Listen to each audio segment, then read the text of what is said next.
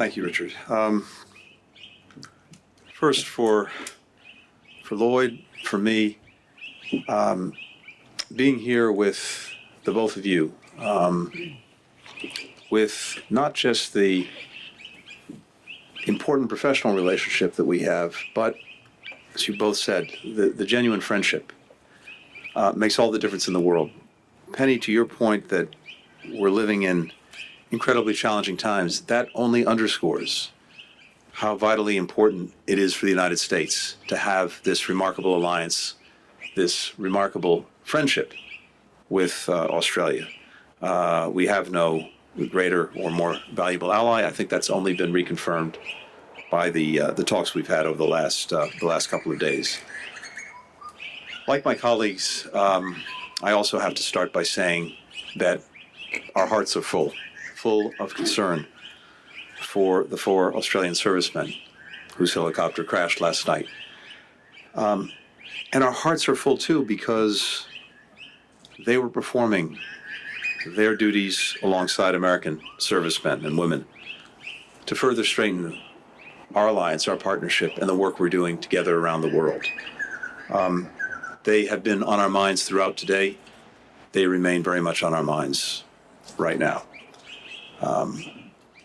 I'd also like to say for me, as a point of almost personal privilege, returning here to Australia has real significance. My late stepfather, Samuel Pizarro, went to secondary school in Australia and received his undergraduate degree at the University of Melbourne. His time here profoundly shaped him. He was literally rescued by Australia after the Holocaust, having survived concentration camps. And so this country will always hold a very special place for me and for my family. It also holds a special place in the hearts of so many Americans. Indeed, in Australia, Americans know they have one of their dearest friends, one of their staunchest allies, one of their closest partners.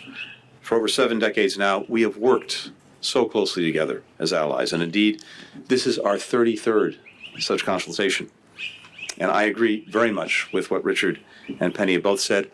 Our relationship has never been stronger or more important for us, and I would argue for the world.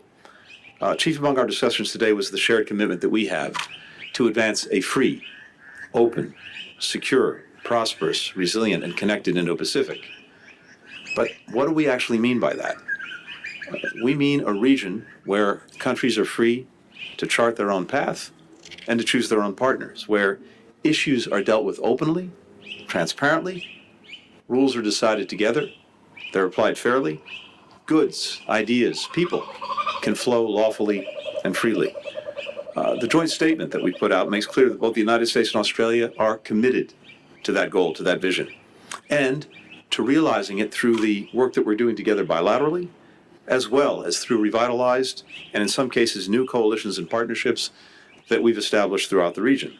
We're deepening our collaboration through the Quad, where, alongside India and Japan, we're actually delivering concrete results for our people on priorities like promoting health security, shaping the future of critical and emerging technologies in a way that aligns with our values and our interests, enhancing maritime domain awareness, the capacity of countries to actually understand what's happening in the waters around them, and connecting more people to the internet and to telecommunications infrastructure.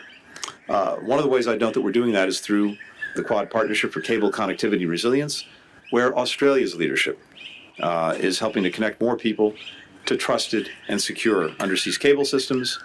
This is really the world's information superhighway, and it's critical to growth and prosperity. We're elevating our engagement with the Pacific Islands Forum, where we're partnering on shared priorities like promoting sustainable and inclusive economic growth and making our communities more resilient to climate change.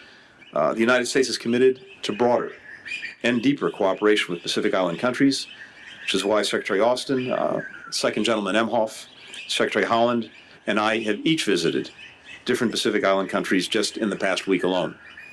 On AUKUS, we are building on the momentum from President Biden, Prime Minister Albanese, and Prime Minister Sunak's meeting in San Diego in March. Earlier this month, the first group of Royal Australian Navy officers graduated from the United States Navy's Nuclear Power School, where they've been trained to safely operate conventionally armed nuclear-powered submarines. At the same time, Our two countries are defending the international rules-based order, which has underwritten peace and security for decades, and which ensures that each country can make its own sovereign decisions free from any coercion. We're doing that in part by engaging China, but also, as necessary, opposing its efforts to disrupt freedom of navigation and overflight in the South and East China Seas, to upend the status quo that's preserved peace and stability across the Taiwan Straits, to pressure countries through economic coercion or threats to their citizens. We're also united in supporting Ukraine against Russia's brutal war of aggression. Australia's assistance continues to be critical to the fight for Ukraine's sovereignty, for its territorial integrity, for its future. Today, we discussed and condemned Russia's weaponization of food, including its recent decision to end participation in the Black Sea Grain Initiative and its continued bombardment of Ukrainians' export infrastructure.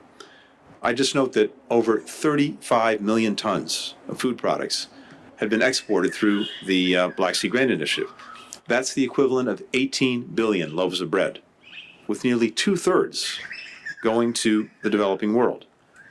The decision made by Russia to tear up this agreement is hurting millions who depend on Ukraine's grain and wheat, as well as those, even if not directly receiving that grain and wheat, who benefit from the fact that with that wheat and grain on markets, prices are kept in check, kept lower. Finally, a major focus of our discussion today was on combating the climate crisis and accelerating the transformation and transition to clean energy. And this is where the Prime Minister and President Biden have together built the third pillar of the U.S.-Australia alliance alongside our defense and economic cooperation.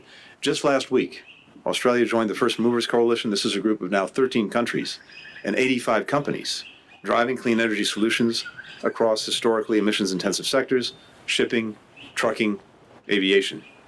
We're looking forward to Australia, home to growing hydro, solar, and wind energy sectors, bringing its resources and innovation to bear. As President Biden has said, the United States has no closer or more reliable ally than Australia.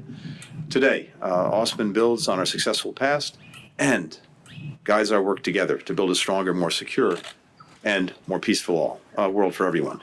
Penny, Richard, again to you, thank you for the partnership. Thank you for the friendship. I'm also gratified that we benefit here in Australia from a remarkable ambassador, Caroline Kennedy.